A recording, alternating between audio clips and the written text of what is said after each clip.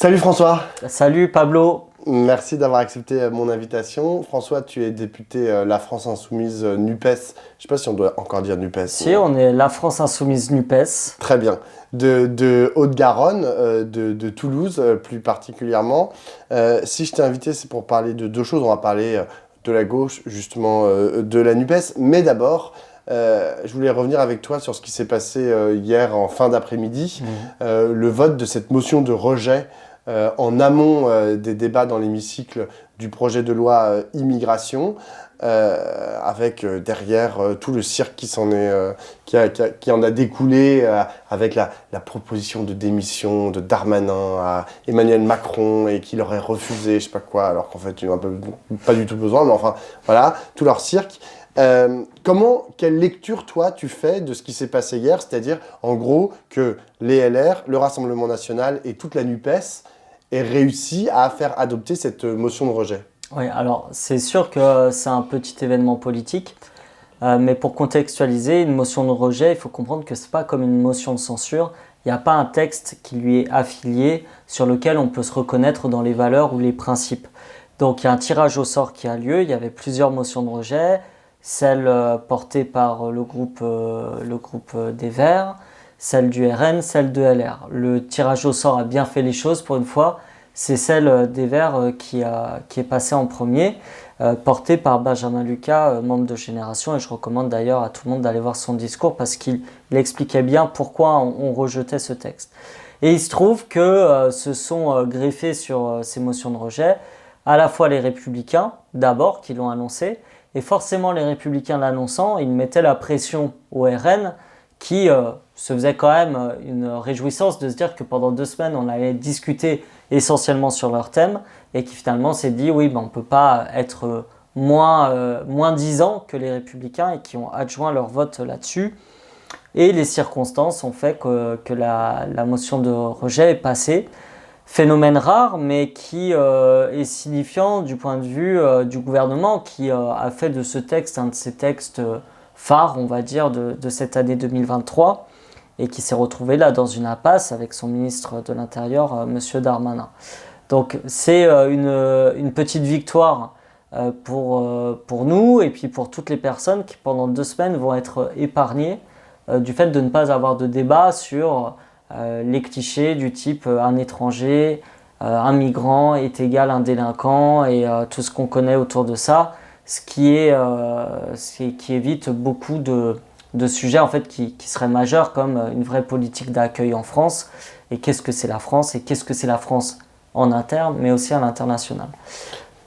D'aucuns pointent le fait que ça pourrait être aussi une victoire à la Pyrrhus pour la gauche, c'est-à-dire que là, le texte est renvoyé en commission mixte paritaire, donc 7 députés, 7 sénateurs, avec une forte présence de la droite et de l'extrême droite dans cette commission mixte paritaire, qui risque de durcir le texte comme ça avait été le cas en première lecture au Sénat, et de toutes les façons, ensuite, ça va peut-être revenir à l'Assemblée nationale. Donc, tu dis, ça évite 2 semaines de débat, ça c'est vrai, mais c'est juste pour mieux les ravoir peut-être dans quelques semaines ou quelques mois. C'est vrai que il y a un risque que le texte passe, que ce soit via le Sénat, puis un retour à l'Assemblée ou alors tout simplement par la CMP, la commission mixte paritaire, et qu'il soit plus dur, c'est-à-dire qu'il ait la version des sénateurs qu'il avait fortement durci.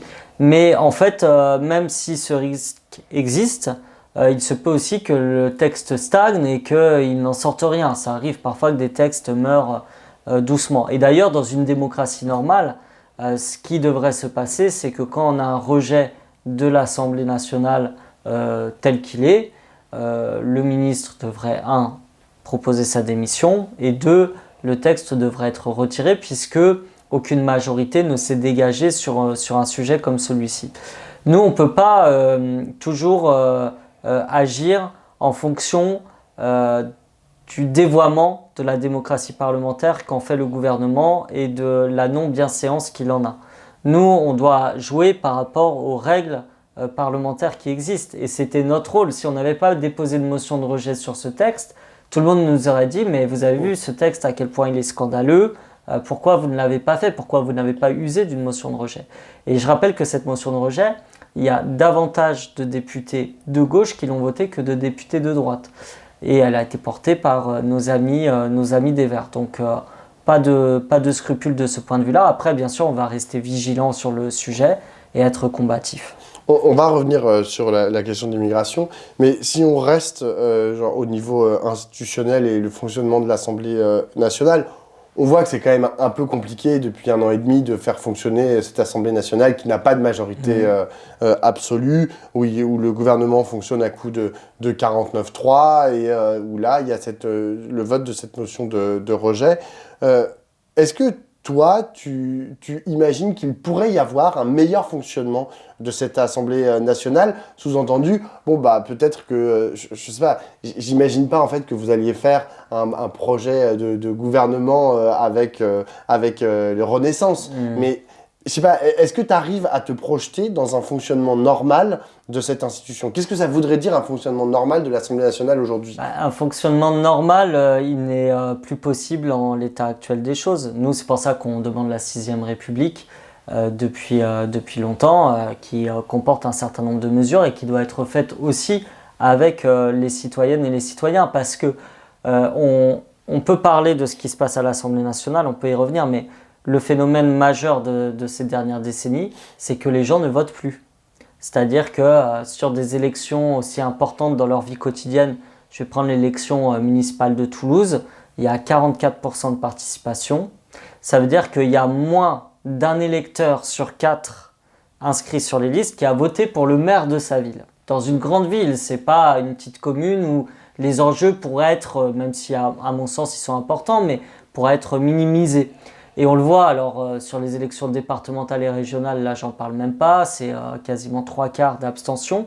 Donc il y a un problème de représentativité pour les gens dans le système politique tel qu'il est fait. La seule élection qui conserve comme ça un poids important parce que tout le monde comprend que c'est l'élection maire, c'est la présidentielle, mais avec tous les problèmes qu'elle pose, c'est-à-dire que tous les présidents élus ont fini très impopulaires. Donc il y a quelque chose de paradoxal. Et puis, c'est souvent des choix qui se font par élimination ou par défaut quand on discute avec un certain nombre de personnes. Donc forcément, dans des circonstances politiques où le bipartisme entre le Parti socialiste et la droite classique a explosé, eh bien, on se retrouve dans 4 blocs qui existent, dont 3 sont représentés à l'Assemblée nationale. Le bloc n'y étant pas, c'est les abstentionnistes. Les 3 autres blocs, c'est en gros la NUPES, les macronistes, avec les républicains un petit peu au milieu, mais qu'on peut, qui sont coincés entre 2 blocs, entre les macronistes et le Rassemblement national. Donc à partir de là, il n'y a pas de majorité nette qui peut se dégager. Et je pense qu'en cas de dissolution, nous, on y serait prêts, puisque de toute façon, notre mot d'ordre pour les législatives, c'était Jean-Luc Mélenchon, Premier ministre. Donc je pense qu'on serait dans ces dispositions-là, mais en cas de dissolution, il y aurait quand même le risque qu'on se retrouve quasiment dans la même composition, avec certainement un amoindrissement tout de même de la Macronie. Oui, mais en fait, la 6ème République ne résolvera pas du jour au lendemain la question de la participation, par exemple, aux élections, ni la question de la tripartition de notre espace politique. Donc, de toutes les façons, on se retrouvera quand même avec 3 forces plus ou moins égales. Peut-être qu'il y aura des dynamiques un peu différentes, etc. Mais enfin, s'il y a 3 forces égales, comment est-ce qu'on fait pour travailler? Moi, c'est une vraie question. Et je pense que beaucoup de Français et de Françaises, en fait, se posent cette question et se disent, bah, merde, en fait, cette Assemblée nationale ne sert à rien parce que, genre, on est coincé puisque c'est normal que la NUPES, ils aient leur projet cohérent. En plus, ça s'appelle l'avenir en commun, blablabla, leur programme. Et donc, ils veulent pas travailler avec les macronistes. Les macronistes, ils veulent pas travailler avec la NUPES parce qu'ils considèrent que c'est des affreux rouges. Et l'extrême droite, elle est toute seule dans son coin. Bon, bah voilà, on est mort. Bah, tu soumets une bonne question, mais à laquelle, effectivement, seul le temps va donner une réponse. C'est-à-dire que la 6ème République peut permettre de créer un nouveau contrat social, on va dire, dans le pays. Est-ce qu'il est suffisant pour que les gens s'y intéressent et surtout pour que les 3 blocs dont on a parlé se rééquilibrent ou non? Moi, j'ai ma théorie, mais je peux me tromper totalement. Moi, je pense que le bloc macroniste va s'effondrer dans dans les années à venir, qu'il est en train de s'effondrer, qu'il montre quasiment chaque semaine sa déliquescence morale et intellectuelle qui va de pair avec sa déliquescence politique, et qu'on va se retrouver dans un duel entre l'extrême droite et nous. Voilà, ça c'est ma théorie. Je peux me tromper totalement, peut-être que ce ne sera pas du tout comme ça que ça se déroulera. Mais en tout cas, on doit se préparer à ça. Et de toute façon, la politique, c'est du rapport de force. Donc quand bien même il y aurait même, pourquoi pas, un quatrième bloc, un cinquième qui émergerait comme ça, eh bien il faut que les institutions de la 6ème République soient capables de proposer un modèle qui, que ce soit en bipartisme ou en pluripartisme important, permettrait de dégager quand même des décisions. Et ces décisions, ça peut être sur un certain nombre de sujets. On a parlé de la réforme des retraites, par exemple. Ça peut être aussi la consultation des gens sur des choses dont on sait qu'elles sont très clivantes, quoique la réforme des retraites c'était clivant que pour un petit bloc. Mais voilà, sur des sujets comme ça, je pense qu'il faut s'en remettre aussi au vote populaire par moment. Alors justement, c'est intéressant que tu parles de la réforme des retraites parce que pendant la réforme des retraites, un des grands arguments de la gauche, c'était de dire tous les Français et les Françaises sont contre cette réforme de merde. Là, sur la question du projet de loi immigration, c'est pas tout à fait la même chose. C'est-à-dire que les sondages et les études d'opinion montrent que, encore aujourd'hui, il y a un sondage qui est sorti, que les Français sont, à la fois, ils veulent la régularisation des travailleurs sans papier, à la fois, ils veulent un durcissement des règles à l'égard des personnes qui arrivent sur le territoire français. Ils en ont, en gros, ils ont un peu peur des vagues migratoires et de la submersion migratoire, comme le serine depuis maintenant des dizaines d'années l'extrême droite. Enfin, je veux dire, on est obligé de constater que ça a marché, leur récit fantasmé. Comment est-ce qu'on fait lorsqu'on est député de gauche contre le projet de loi immigration, lorsqu'on a l'opinion publique, je mets des très gros guillemets, mais c'est-à-dire les sondages contre soi?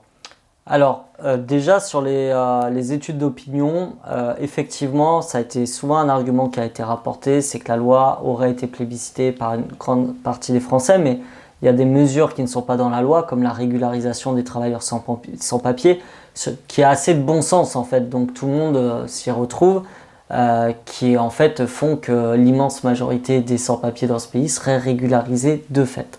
Donc bon, il faut prendre ça avec des pincettes, mais par contre, ce qui est réel, c'est que comment on peut imaginer que dans un pays où ça fait des décennies et avec une accélération dans les médias quasiment chaque jour, chaque semaine, on associe l'immigré à la figure du délinquant, on n'ait pas ces effets d'impression ou de sentiment, de submersion dont parle l'extrême droite. C'est une vraie problématique qu'on a, c'est-à-dire que les médias joue un rôle là-dedans qui nous est totalement défavorable pour nos idées et puis pour les personnes qui en pâtissent.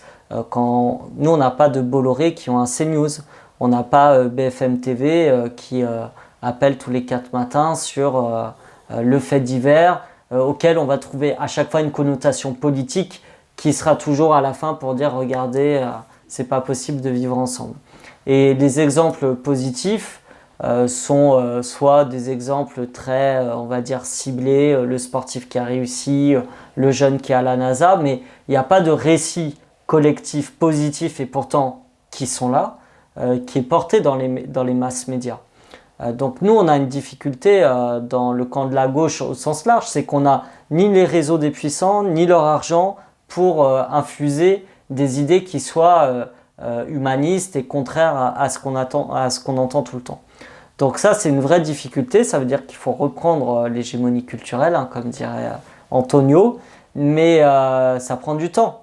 Et là-dessus, moi, j'ai pas d'autre réponse que d'essayer de faire avancer des idées, de montrer aux gens à quel point il est absurde, par exemple, de dire qu'on va ramener tout le monde dans son pays alors que ça coûte 13 500 € par expulsion à peu près.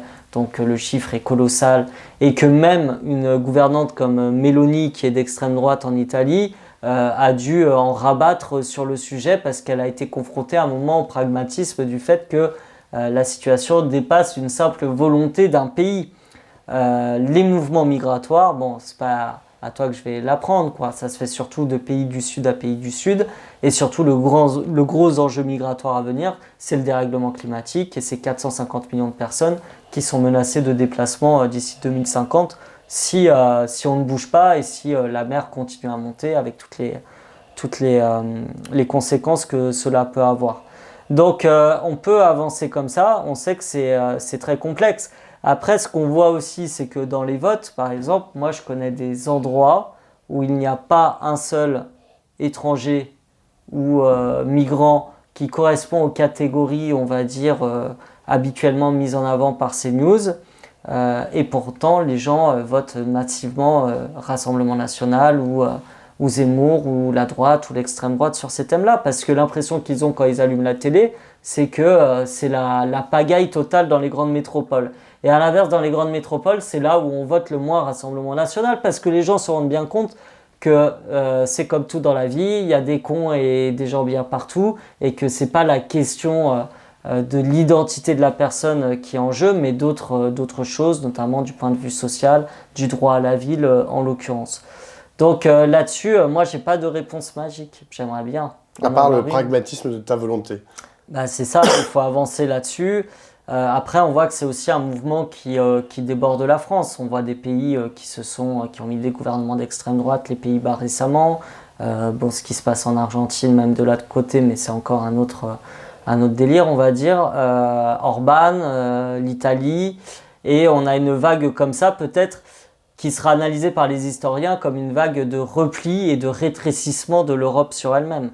Parce que ce qui se passe, c'est que la France est en train de devenir un pays rabougri, rétréci, qui n'a plus grand-chose à dire en fait au reste du monde. On le voit sur les questions internationales. En Afrique, en une décennie, en 2 décennies, l'image de la France s'est dégradée de manière très importante, alors que c'est peut-être son réservoir pour continuer à rayonner. C'est la francophonie, c'est le fait que parmi les plus grands pays francophones, il y a le Congo notamment. Donc tout ça est dommageable et on est sur un phénomène qui à mon avis est assez profond et que nous on veut prendre un revers en redonnant justement à la France une image forte à l'international, parce que alors le mythe de dire c'est l'appel d'air en France, en fait, qui a envie de venir vivre dans la France de Macron, s'il analyse précisément ce qui s'y passe, il se dit c'est plutôt un pays du passé qu'un pays d'avenir. Donc alors justement autre sujet, d'aucuns parlent en ce moment d'une éventuelle dissolution. Bon, ça paraît assez peu probable, mais admettons qu'il y ait une dissolution. Est-ce que toi, tu vois la gauche en ce moment en dynamique? C'est-à-dire capable, s'il y a une dissolution, par exemple, c'est sous 6 mois qu'on organise des élections législatives, est-ce que tu vois la gauche capable, aujourd'hui, de faire quelque chose? Oh ben c'est le meilleur moyen de lui donner un coup de boost, je pense. Donc c'est pour ça que la dissolution sera un état de fait et sera une autre partie qui démarre. Mais je pense que là, on avait une occasion de marquer un grand point pour la NUPES, c'était les élections européennes. Et j'espère que le train n'est pas encore totalement passé. Alors c'est sûr qu'il a pris quelques stations d'avance dans la désunion. Mais moi, je le regrette profondément. Et je pense que c'est une erreur stratégique de la part, moi je le dis, des amis de la NUPES, d'avoir fait des choix individuels et individuels de partis qui, à mon avis, ne nous apporteront rien. Bon, voilà, donc peut-être... Et toi, tu crois encore à la NUPES? Ah, mais moi on nous a dit 2 choses quand on nous a réunis, tous les députés, candidates et candidats, pour les élections législatives. On nous a dit, jetez vos rancunes à la rivière. Bon, c'est fait. Enfin, en tout cas, on a un certain nombre de toutes les composantes à l'avoir fait. On nous a dit, créez des assemblées de la NUPES dans vos circonscriptions. Moi, c'est ce que je fais. Je m'entends très bien avec des élus locaux qui soient socialistes, Génération, des Verts, communistes, etc. Et on l'a créé. Donc, c'est possible. Et à partir du moment où c'est possible, où les gens y ont goûté, en fait, on ne peut plus dire non, tout ça, on balaye d'un revers de main parce que vous comprenez, c'était qu'un accord conjoncturel. Ce n'était pas un accord conjoncturel. Quand on s'accorde sur 650 propositions, soit on n'est pas très conséquent, soit on n'y croit pas, mais ça, c'est un problème politique. soit c'est sérieux et on essaye d'avancer ensemble. D'accord, mais comment tu comptes le faire vivre? Parce que, enfin, ou même survivre, parce que pour l'instant, cet accord de la NUPES, excuse-moi, mais il y a un peu de l'eau dans le gaz. Moi, je dis à mes amis des Verts, vous avez une responsabilité pour les européennes. C'est que vous voulez un rééquilibrage de la NUPES, c'est légitime. C'est légitime que chaque composante, on n'est pas naïf, ait son rapport de force interne et demande un rééquilibrage par rapport aux élections présidentielles, puisque y a les arguments donnés par les uns et les autres, c'est que ça ne correspondrait pas exactement à la cartographie électorale de premier choix des électeurs. Ce qui est discutable, mais pourquoi pas, discutons-en. Mais si vous voulez ce rééquilibrage, si vous voulez l'union, eh bien c'est le moment, les européennes, de vous avancer, de dire nous on est prêt à faire l'union, on est prêt à discuter. Nous, à la France Insoumise, on a proposé la tête de liste au vert, donc on n'en fait pas un préalable. On a proposé une repondération du nombre de personnes sur la liste des européennes en fonction non pas seulement des présidentielles et des législatives, mais aussi des précédentes européennes. Donc c'est gagnant-gagnant pour ELV. Et en plus, ça leur permet d'être à la tête de l'union de la gauche. Alors là, moi, il y a un truc qui m'échappe quand même partiellement. Et moi, je les appelle, je leur dis... franchement, il faut se remettre à la table des discussions et qu'on travaille à une liste commune. Parce que la situation politique n'est pas celle où on ferait 60% tous réunis. Là, je pourrais entendre que chacun vive sa vie. Mais la situation politique, c'est pas ça. C'est Marine Le Pen ou c'est nous à la fin. Et si on n'envoie pas un signal aux européennes, parce que c'est la seule manière de le faire, c'est de partir unis et d'arriver en tête des européennes. Et alors là, on peut envoyer un signal qui va au-delà de nos électorats respectifs. Et donc moi, je pense que tu es un des seuls à croire encore qu'il peut y avoir une liste unique aux européennes. Mais comme dirait Antonio Gramsci, pessimisme de la pensée, optimisme de la volonté. Et moi, j'œuvrerai jusqu'au bout pour qu'il y ait une liste commune aux européennes. Après, si une fois les listes déposées, j'aurai plus trop le choix. Et évidemment, ma liste, ce sera celle de la France Insoumise qui portera le programme de la NUPES. Voilà. Mais au-delà de ça, toi, à l'Assemblée nationale, est-ce que la NUPES, elle vit encore? Est-ce que vous avez encore des réunions avec, genre, je sais pas, les députés de la NUPES? Alors, je pose toujours cette question parce que j'ai l'impression que ces réunions n'existent plus. Il y a toujours, je crois, des réunions de coordination ou des échanges entre les uns et les autres. Mais j'ai pas, plus très sûr. Non, mais j'ai pas posé la question depuis quelques temps. Mais de toute façon, on est par la force des choses et par la nécessité politique. De fait, on a discuté ensemble, ne serait-ce que pour les motions de rejet, par exemple. Donc, on est capable, sur des moments forts, d'être ensemble comme on l'a été, par exemple, sur la motion de rejet. Ça, c'est ça qu'attendent de nous les gens. C'est pas, oui, alors chacun, vous comprenez, nous, on a telle vision de l'Europe, on est fédéraliste, nous, on est pour sortir de 2 traités, toi pour 3 traités. Honnêtement, les gens, ils en ont rien à faire de ces histoires-là. Ce qu'ils veulent, c'est une gauche unique qui puisse faire un bloc, proposer un programme émancipateur, ça tombe bien, on l'a. Et éviter que le Rassemblement national arrive au pouvoir. Donc c'est ça l'enjeu. Donc à partir de là... il y a cet enjeu, et puis, non mais tu as aussi l'enjeu de 2027. C'est-à-dire que tout le monde l'a en ligne de mire. Bon, t'en as comme Fabien Roussel, qui a plus ou moins sous-entendu qu'il voulait y aller tout seul, avec les communistes. J'ai entendu ça, oui. Mais tu as aussi ceux qui considèrent qui commencent à voir que Jean-Luc Mélenchon, il a envie de se positionner pour y aller, et qui disent « Ah non, pas Jean-Luc Mélenchon, il s'est déjà présenté 3 fois, il a perdu 3 fois, c'est bon, on va pas en remettre une 4e couche, il n'est pas capable de gagner la présidentielle. » Et ça, c'est pas des arguments, parce que François Mitterrand s'est présenté plein de fois avant d'être élu. Et c'est pas... Toi, tu penses que Jean-Luc Mélenchon peut être élu? Oui, je pense qu'il peut être élu, évidemment. Je dis pas que c'est facile, mais je pense qu'il faut y travailler. Et en fait, on peut donner n'importe quelle figure, aussi brillante soit-elle de toutes les composantes de la NUPES. Chacun dira aussi que ça va être compliqué. Mais il faut y aller. Il n'y a pas le choix, il faut y aller. Et Jean-Luc Mélenchon, il a prouvé qu'en campagne, il est assez inégalable et qu'il est capable d'amasser autour de lui des personnes qui n'iraient pas forcément voter. Donc je dis en campagne. Parce qu'en dehors des campagnes, c'est un peu plus compliqué. Il est moins rassembleur en dehors des campagnes que son propre camp. En fait, ça dépend ce qu'on entend par rassembleur, parce qu'il y a des choses, comme on est aujourd'hui dans des séquences politiques qui s'enchaînent. Regarde, il y a une semaine, on n'aurait pas dit qu'il y aurait la motion de rejet. Et puis patatras, ça arrive. On a eu le conflit, on a ce qui se passe à Gaza actuellement. On a eu le 7 octobre. On a eu ce qui s'est passé avec Naël. Chaque semaine, il y a quelque chose qui arrive qui bouleverse d'une certaine manière le pays. Et il y a des strates idéologiques, intellectuelles qui se forment dans le pays qu'on ne voit pas tout de suite. Moi, je me souviens quand j'ai commencé à faire la campagne de Jean-Luc Mélenchon pour les présidentielles, on était à 8-9%. J'étais déjà volontaire pour être candidat aux législatives, mais honnêtement, je me disais pas, je vais être élu, c'est sûr. Je me disais, je vais porter un drapeau, je vais porter des idées, et puis on verra ce que le chemin nous dit.